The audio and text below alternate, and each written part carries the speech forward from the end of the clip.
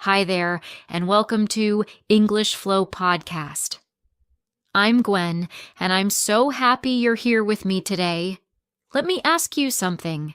Have you ever felt like learning English is one step forward and two steps back?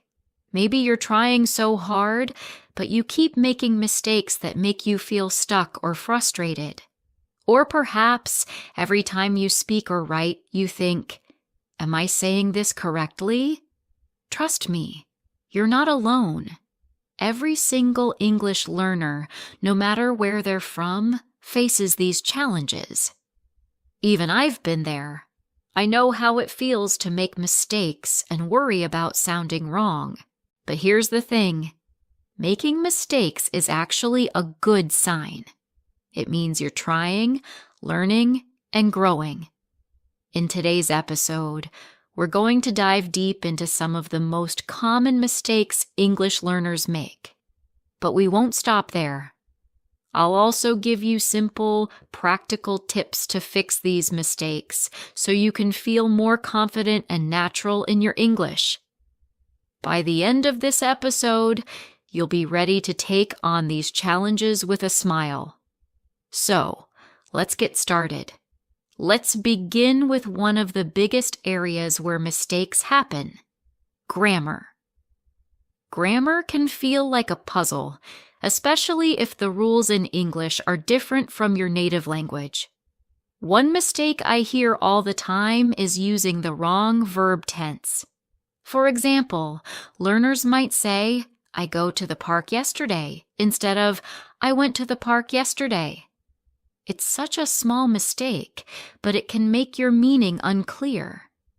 The key to fixing this is understanding the three main tenses: present, past, and future. Let's break it down with examples. Present: I go to the park every day. Past: I went to the park yesterday. Future: I will go to the park tomorrow. Here's a little exercise for you. Think about something you did yesterday, something you're doing today, and something you'll do tomorrow. Practice saying sentences for each one. For example, yesterday I ate pizza. Today I am listening to this podcast. Tomorrow I will call my friend.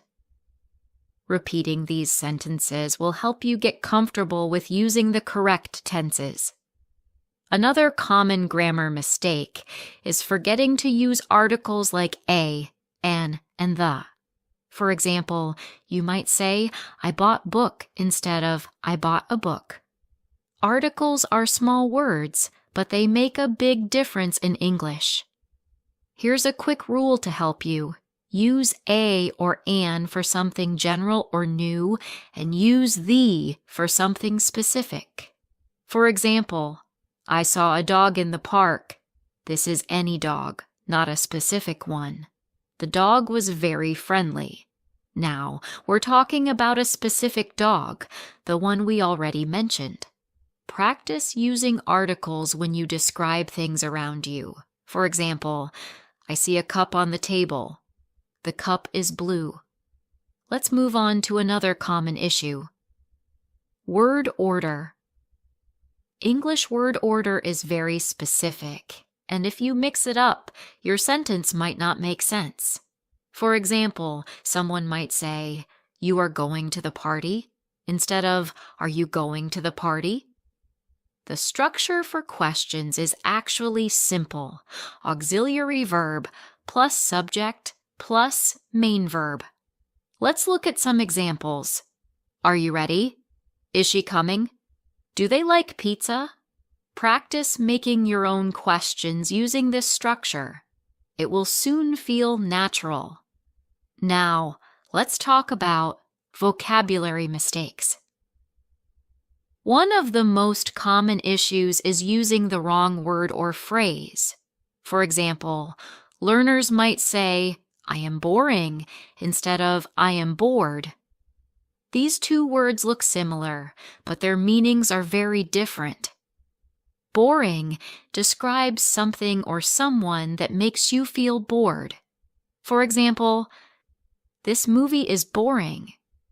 Bored describes how you feel. For example, I am bored because the movie is boring.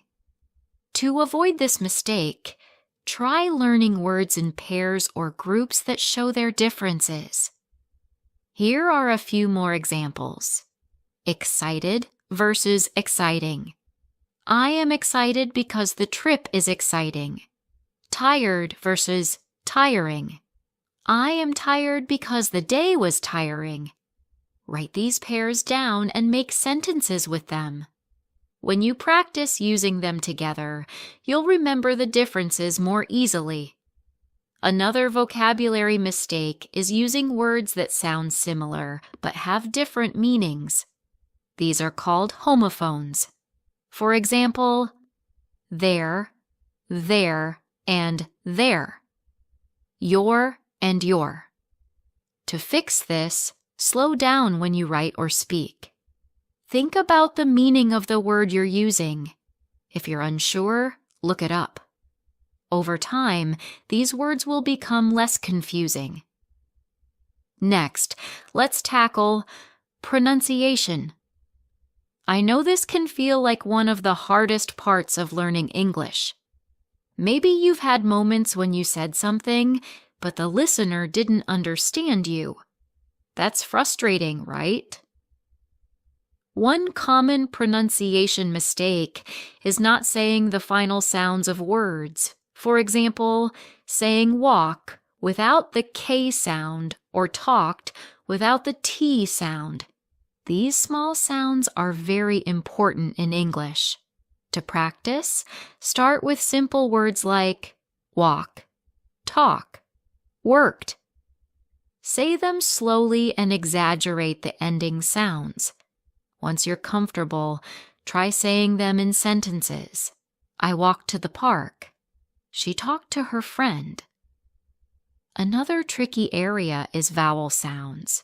English has a lot of vowels, and they don't always sound like they look. For example, live and leave sound very different.